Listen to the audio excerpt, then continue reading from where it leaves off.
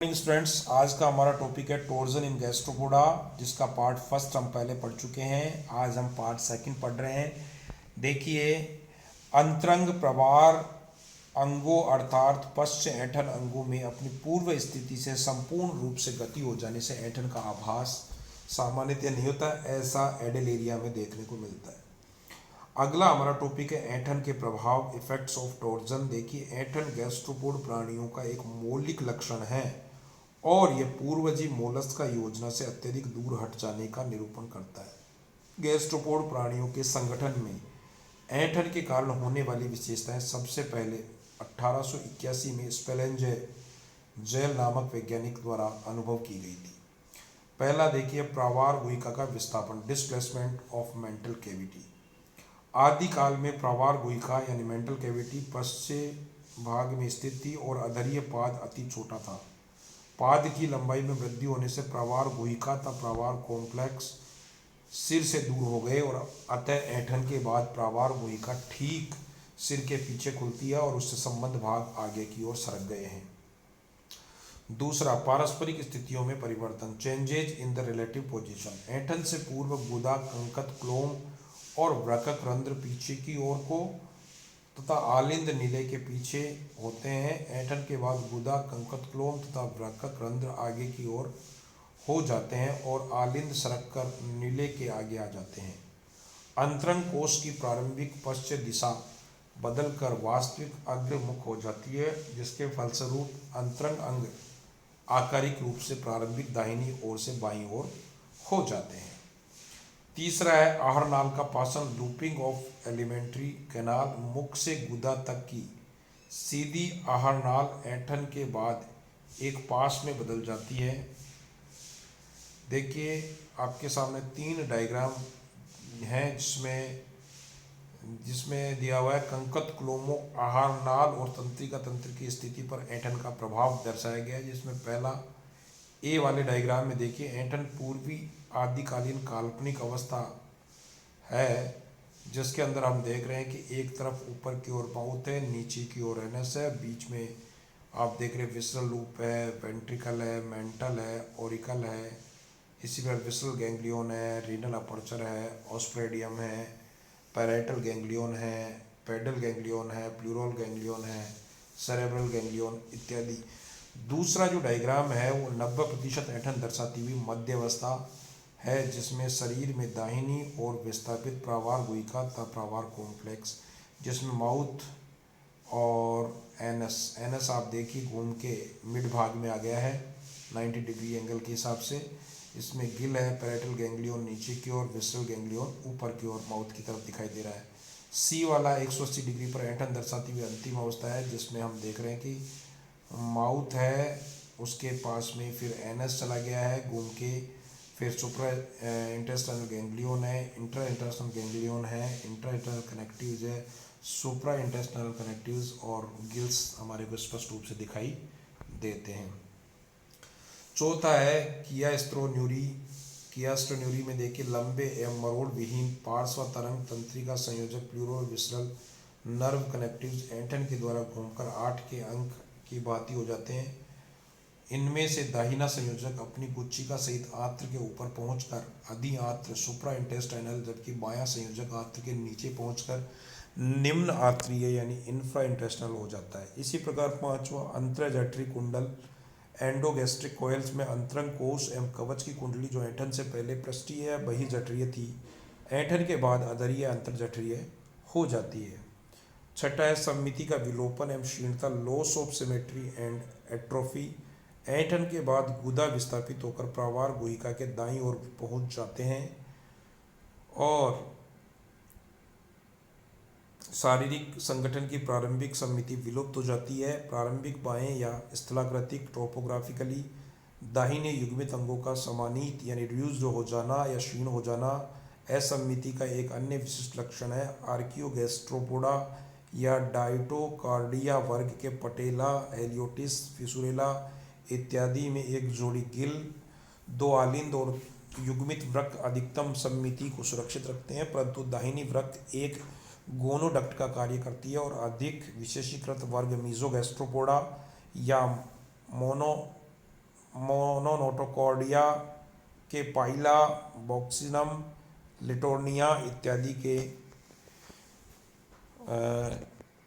दक्षिणावर्त रूपों में स्थलाकृतिक दाहिनी कंकत क्लोम, आलिंद जलक्षिका, ऑस्प्रेडियम, अधोक्लोमी ग्रंथि और वृक्क विलुप्त हो जाते हैं, तब वामाव्रत रूपों में इसके विपरीत होता है और शेष बचे गिल्ड में तंतु फिलामेंट्स केवल एक पंक्ति में अर्थात मोनोपेक्टिनेट गिल्ड हो जाते हैं।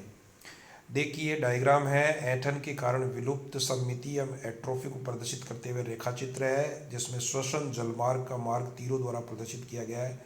देखिए आप इन है पानी जो है वाटर का है, जलधारा का मार्ग है, बाईपेक्टिनेट गिल हमारे को दिखाई दे रखे हैं, एनएस है, एनएस से आउट होने का मार्ग दिखा रखा है। इसी प्रकार मोनोपेक्टिनेट जो गिल होते हैं उनमें थोड़ा अलग दिखाई देता है, इन एक तरफ से होता है और एनएस थोड़ा सा दाहिनी ओर उठा हुआ है, फिर आउट हो रहा है जो है, इन और आउट अलग अलग दिशा में है। और अब देखिए ऐंठन का महत्व, सिग्निफिकेंस ऑफ टोर्जन। गार स्टेंग नामक वैज्ञानिक ने सन 1982 में बताया कि ऐंठन का महत्व मुख्यकर गैस्ट्रोपोड लार्वा को होता है जो कि गहरे पानी में जीवन व्यतीत करने के लिए अनुकूलित हो जाता है, परंतु इसका वयस्क को कोई लाभ नहीं होता है। ऐंठन से पहले जब लार्वा को विकासशील कवच में सिमटना होता है तो पाद पहले कवच के अंदर जाता है और सिर तथा वेलम सबसे बाद में प्रवेश करते हैं। ऐंठन के बाद प्रावार गुहिका अग्रभाग में आ जाती है जिससे सिर तथा वेलम पाद के पश्चात अंदर खींचे जाते हैं। ढापन द्वारा छिद्र बंद किया जाता है और वेलम के पक्षमावों में गति बंद हो जाती है और लार्वा समुद्र की तली पर बैठ सकता है जिससे लार्वा शत्रुओं से शीघ्र सुरक्षित हो जाता है। और जेई मोर्टन नामक वैज्ञानिक ने सन 1958 के अनुसार ये बताया कि ऐंठन का मुख्य लाभ वयस्क होता है। प्रथम ऐंठन वयस्क में स्थिरता लाती है क्योंकि इसका भारी पुंज आधार के समीप आ जाता है। दूसरे आदि मोलस्क प्राणियों में प्रावार गुहिका यानी गिल सहित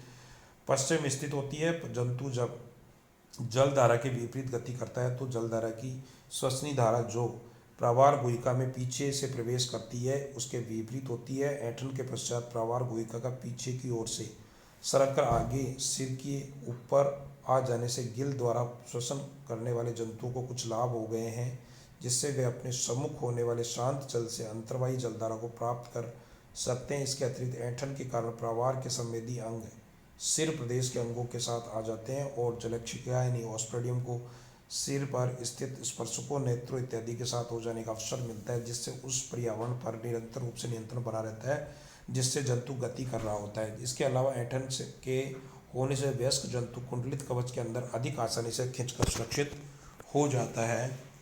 फिर है अध्यावर्तन डिटोर्जन। कुछ प्राणियों के शरीर में होने वाली ऐंठन में हुए परिवर्तन कुछ सीमा तक उत्क्रमणीय यानी रिवर्सिबल होते हैं। इस प्रकार उत्क्रमण द्वारा ऐंठे हुए अंगों का अपनी पूर्व स्थिति में आ जाना अध्यावर्तन या डिटोर्जन कहलाता है। यह प्रक्रिया यूथिन्यूरा के संपूर्ण समूह के प्राणियों की एक अति विशेषता है। इस प्रक्रिया के फलस्वरूप प्रावार कॉम्प्लेक्स पीछे तथा दाईं ओर चला जाता है और फिर कंकत क्लोम पीछे की ओर दिष्ट होते हैं। दोनों आलिंद फिर से नीले के पीछे हो जाते हैं और अंतरंग पास की मरोड़ खुल जाती है तथा वह सममितीय हो जाता है और इस प्रकार एक द्वितीयक बाह्य सममिति पुनर्स्थापित हो जाती है। वयस्क अवस्था में घोंघों के लिए ऐंठन हानिकारक होती है, हानिकारक होगी और इसी से बहुत से घोंघों में अध्यावर्तन की प्रक्रिया जो है देखने को हुई है। यूथाइन्यूरा में अनेक प्रकार का अध्यावर्तन मिलता है। सबसे कम विशिष्टीकृत ओपिस्टोब्रेंकिया तथा पल्मोनेटा में जैसे एक्टियोन, बुल्ला आदि में अध्यावर्तन पूर्ण नहीं होता है जिससे विसरण लूप अल्पकालिक कुंडलित होता है तब गूदा व कंकत क्लोम टेनिडियम अग्रभाग में न होकर पार्श्व में रहते हैं। पूर्ण अध्यावर्तन डिटोर्जन ओपिस्टोब्रेंकिया में देखने को मिलता है। विभिन्न प्रसंगों में कई प्रकार के अध्यावर्तन देखने को मिलते हैं। देखिए डायग्राम दिया हुआ है जिसमें ऐंठन के संभावित लाभ को दर्शाते हुए चित्र है जिसमें ए डायग्राम में जल के प्रवाह के कारण जलधारा, बी गैस्ट्रोपोड की गति के कारण जलधारा और सी श्वसन जल धारा के अंदर बिफोर टोर्जन से पहले की अवस्था है जिसमें आप देखिए शेल ऊपर दिया हुआ है, गिल भाग नीचे है और जलधारा का प्रवेश हो रहा है ए और बी से।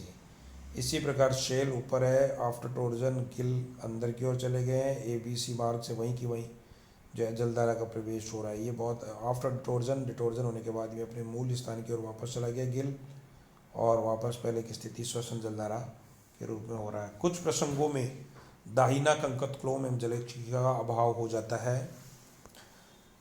इयोलिस के बेलीजर लार्वा में ऐंठन की प्रक्रिया द्वारा अंतरंग प्रकूट कुंडलित हो जाता है, परंतु इसके वयस्क होने पर इस प्रकार कोई चिन्ह इसके शरीर में नहीं देखा जाता है और प्रावार कॉम्प्लेक्स पीछे की ओर स्थित होता है। इसमें बाद के परिवर्तन में अध्यावर्तन हुआ होगा। तीसरा है पल्मोनेटा में प्रावार कॉम्प्लेक्स के स्थान में तो परिवर्तन हो जाता है, परंतु विसरल संयोजक के छोटा होने के कारण किया स्तोन्यूरी का अभाव रहता है। Thank you.